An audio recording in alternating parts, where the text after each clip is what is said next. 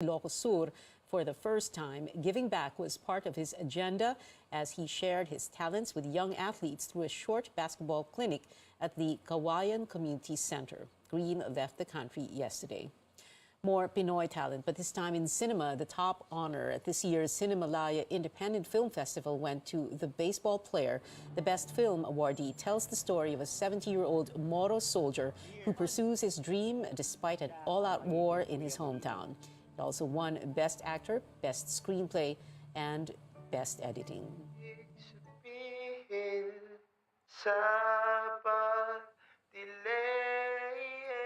Maan Asuncion Dagnyalan's Blue Room was another big winner, bagging 5 awards. These include Best Director and the Special Jury Prize. The movie is about an indie band arrested for drug possession who must decide between their principles or their freedom.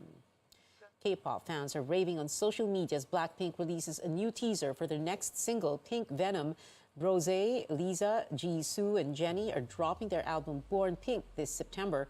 Take a look at the teaser for the pre-release single.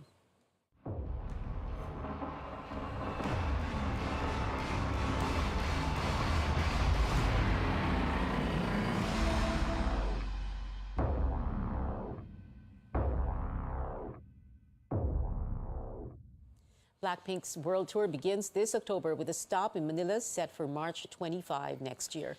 And that is it for tonight. Join me again on News.ph at 7 p.m. I'm Pio Ontiveros for Newsnight, where we go above and beyond the headlines. Above and beyond the headlines.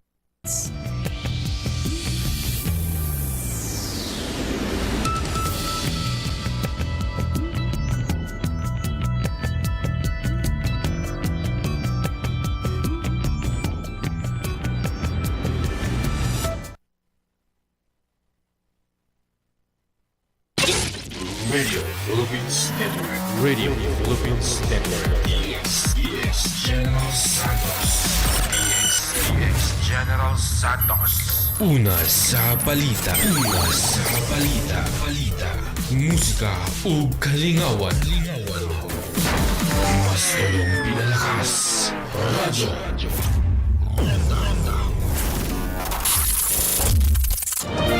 This is CNN Philippines.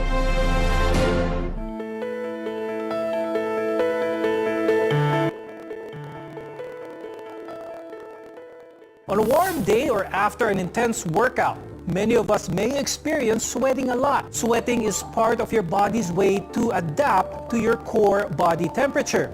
But for others, this can be a regular occurrence even without physical activity.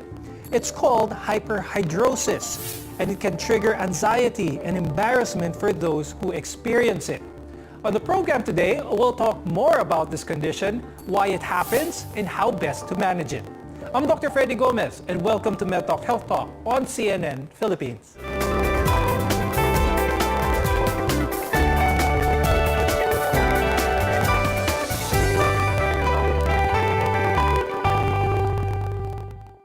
If you experience constant sweating even without anything triggering it, you might have a condition called hyperhidrosis. Our guests are here today to tell us more about this. With us is Dr. Melissa Pacion Dabao. She is the chairman of the Department of Dermatology at the Asian Hospital and Medical Center. We're also joined by Dr. Allen Aguinaldo Cabrera. She is a procedural dermatologist from the Medical City. We sweat when we feel hot, when we walk, or even when we eat spicy food. Now, it's a normal and actually a necessary part of our life. Now, I'll start the conversation first with Dr. Melissa. Tell us more about the importance of sweating. What's important is we have to maintain our body temperature. So we have a core body temperature. So if ever there's a discrepancy in it, if it's too high or too low, our brain will signal something to our body that we have to maintain it.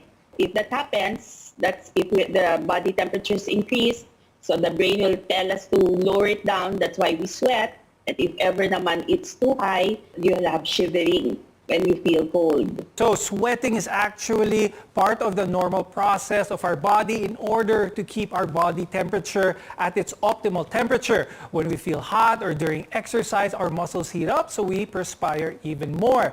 Now, Dr. Allen, what would happen if we didn't sweat? Is there a condition actually that preempts a person to not sweat at all? There are instances wherein there's a buildup of increased temperature.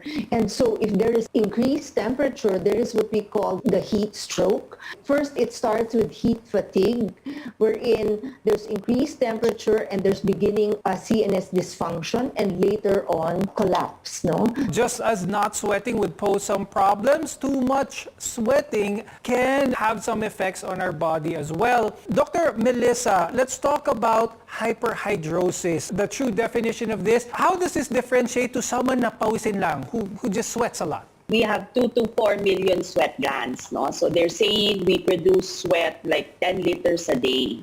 So that's the normal. Now for excessive hyperhidrosis, as they call it, excessive sweating, and which will disrupt this, what is physiologically necessary to maintain the core temperature, that's what they term it as hyperhidrosis. Now, Dr. Allen, are there several types of hyperhidrosis? Could you tell us the difference between these? There is what we call the primary hyperhidrosis. It occurs during childhood and it's genetic. It has a strong family history. And so usually it's aggravated by emotional stimuli if they feel embarrassed, and usually occurs on the palms, the soles, the axillary area. Now the secondary is actually attributed to medications that are given, for example, antipsychotic drugs or even antidepressants.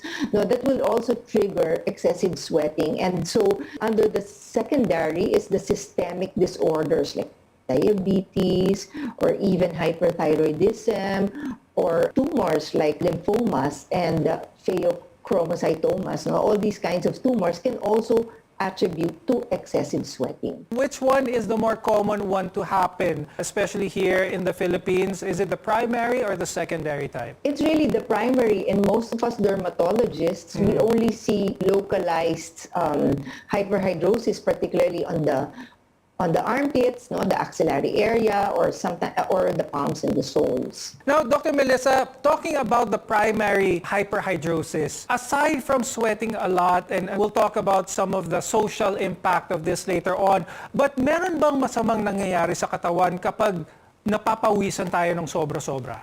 The problem that I see is really more the quality of life and the severity of the hyperhidrosis, how they affect how they work or how their social interaction with people. That's really more the problem for the patients, especially if they have excessive sweating. Please tell us more about this. How so is the quality of life changed, Dr. Melissa? And yes, actually, I have patients, especially in the corporate world, where they really have to wear corporate attire. And if they have excessive sweating, especially on the axillary, it really bothers them. And to the point that some people, they don't also go to work. So that's why they consult us if we could address that problem. Dr. Allen, are there beginning symptoms of someone with hyperhidrosis? When they get embarrassed or frustrated or stressed out, it comes out usually on the upper lip, the axillary area, the palms, and the soles. Now, Dr. Allen, with excessive sweating from hyperhidrosis, are there other symptoms from the body, excessive odors? Does this follow as well? Yes, especially on the axillary area, because these are occlusive areas.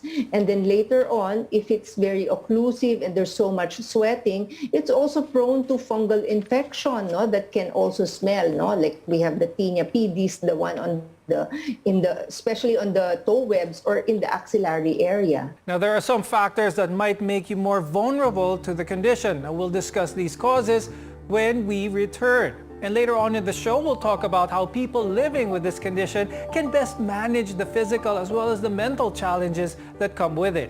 Keep it here on MedTalk Health Talk, only on CNN Philippines.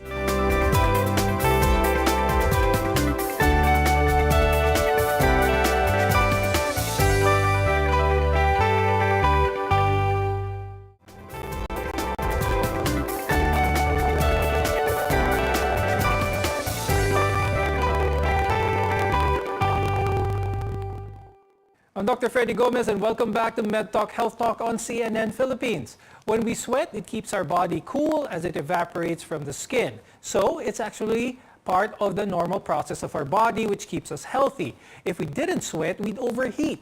But there's such a thing as excessive sweating even without much physical activity, or hyperhidrosis, and it can affect a person's physical as well as their mental health. Now, Dr. Melissa, let's talk about the mental aspect of this. So for someone with hyperhidrosis, you mentioned an example earlier of on the corporate world, it's somewhat unnerving to be sweating at different forms, especially in meetings and whatnot. Since the primary hyperhidrosis mainly occurs in the armpits, the face, the soles, the palms, mainly emotional areas when we sweat, as what was mentioned earlier by Dr. Allen.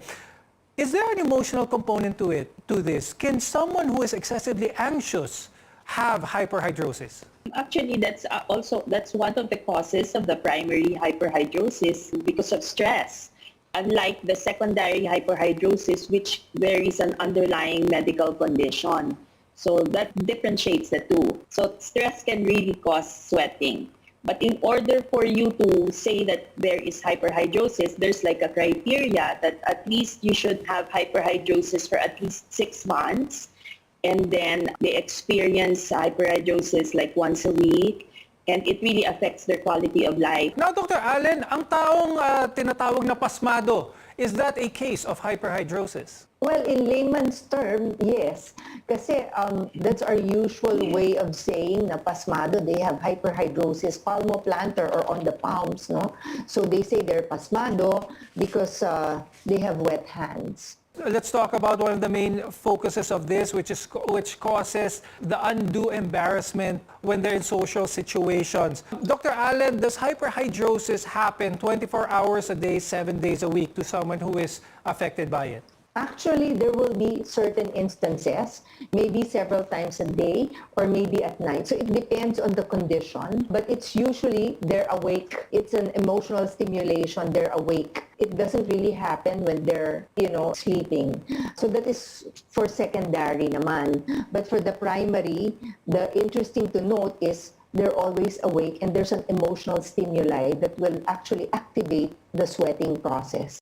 Dr. Melissa, when it comes to primary hyperhidrosis, it can happen early on in children. And of course, this can be very unsettling, not just for the child who is affected by hyperhidrosis, but for the parents as well. Now, for a parent who may think that their child may have hyperhidrosis, is probably being teased, bullied in class, what advice can you give to the parent? Is this something that their child will grow out of over time, or will it just progressively become more and more evident? Hopefully they could consult us because there's really a treatment that we can help them with, no? Even like a topical, like for children, we can just apply like aluminum hydrochloride as one of the treatment. That's like a baseline that you can let them try. Dr. Melissa, when it comes to children who might be affected by this condition, what are some of the signs that the sweating that they are experiencing is not just normal sweating, but it is already hyperhidrosis? Now you have to really differentiate, as what we explained with Dr. Allen. There are really two types, no? The primary and the secondary. So if you try to see first if it's because of stress, that you can categorize that as primary. But if you can see other from the medical history by just talking to the child and you can see other signs and symptoms, then you try to consider there might be actually a secondary problem. There might be underlying medical illnesses, like for example, thyroid. Then you try to look away from the hyperhidrosis and try to see a medical problem that can actually cause the sweating. Dr. Allen, when it comes to the correct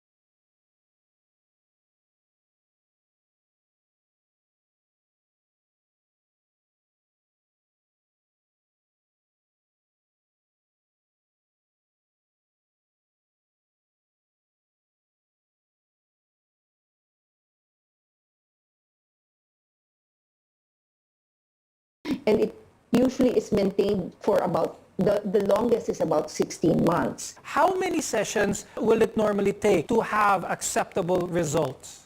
It's usually one time, actually. Usually on the third day, they start feeling that there's really no sweat. Is there a drastic change in the quality of life for your patients who have undergone the botulinum toxin injections to control their excessive sweating? Yes, especially when those people who are in the media, sometimes when they put up their hands and there's like a sweat patch, it makes them embarrassed, especially in the national TV, So what they do is they have this and they feel very confident, even with, let's say, doing aerobics and all that, there's really not much patch on the armpits. Now, Dr. Melissa, when it comes to lifestyle changes, are there changes in a person's diet or maybe daily activity that can affect or lessen the amount of hyperhidrosis that they may encounter? I think it's more living a stress-free life that will decrease your hyperhidrosis than connection with food. But if ever, not unless the bromhidrosis, which is like an offense body odor, sometimes there's like a connection with food, like eating spicy food or curry and garlic. Before we go, do you have any advice for our viewers who might be contemplating or maybe they do have hyperhidrosis and would like to seek treatment? I'll start first with Dr. Melissa. Of course, if it becomes very bothersome and it actually affects the quality of life of the patient itself, especially children, they should definitely